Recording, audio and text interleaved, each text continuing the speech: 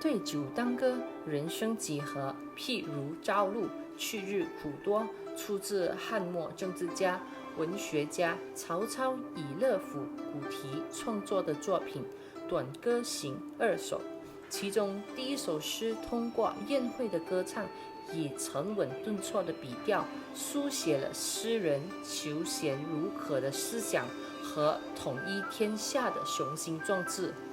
第二首诗表明作者在有生之年只效法周文王姬昌，绝不做晋文公重耳，向内外臣僚及天下表明心迹，使他的内外政敌都无懈可击。这2首诗是政治性很强的作品，而其政治内容和意义完全融入在浓郁的抒情意境中，全诗内容深厚，庄重典雅，感情充沛。尤其是第一首，充分发挥了诗歌创作的特长，准确而巧妙地运用了比兴手法来达到寓理于情，以情感人的目的，历来都被视为曹操的代表作。